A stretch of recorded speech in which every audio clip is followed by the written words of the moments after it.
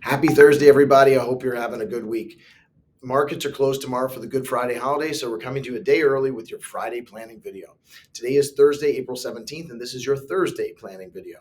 This week, we're following up on last Friday's message about estate planning and getting a little more specific. Let's talk about some of the common mistakes that can quietly derail even the best laid plans and some action items for those.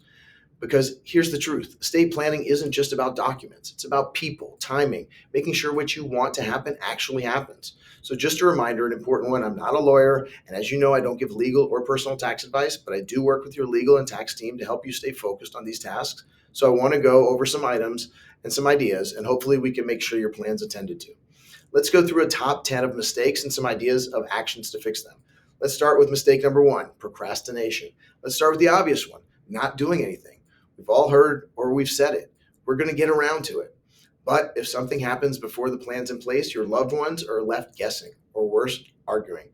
Mistake number two, outdated beneficiaries. Now, this one's sneaky and incredibly common. You hear about this one all the time from me, so we hope to stay in front of this. Beneficiary designations on IRAs and 401ks and insurance policies, they override your will. So if you get divorced or remarried or haven't checked it in years, you might be leaving money to someone unintentionally. It happens more than you think.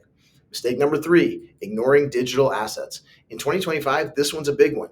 Email accounts, online banking, photos in the cloud. These and many more digital assets are out there. And if you don't properly share that information with your estate plan, they may not be accessible. This one is really tricky, especially since most sites now require you to change your password every 90 days. So get a plan in place and stick to it. Do your heirs know what you have, where to find it, what your wishes are for it? It's not just about the money, it's about access, legacy, and clarity.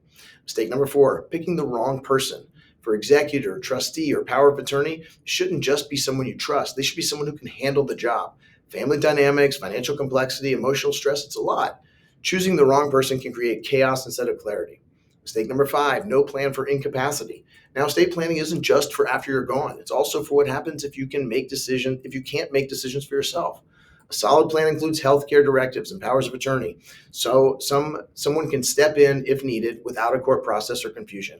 I recently dealt with this topic firsthand and was told by an attorney that these two forms may be a few of the most important forms that you have. So please talk to your legal advisor about that. Mistake number six, not communicating the plan. I know it's a tough one, but when no one knows what your plan is, emotions do take over. Surprise leads to conflict. It doesn't mean you need to hand out copies of your will, but have some conversations about your intention. It goes a long way in preventing friction. Mistake number seven, creating a trust but not funding it. I see this more often than I'd like. A beautifully drafted trust, but the assets were never actually titled into it. That's like building a safe and leaving everything outside of it. Mistake number eight, ignoring taxes. If your estate could face estate taxes, or if you want to give your heirs or charities in a tax smart way, planning ahead is key. Gifting strategies, charitable giving, and asset location can all help reduce the bite from taxes if it's done early enough. This is where your full team works together to plan. Your tax and legal advisors and myself, we can help. Mistake number nine, forgetting state laws. State law isn't federal, it's state by state. So if you've moved across state lines, even if it was 5 years ago, your documents might not be valid or optimized anymore.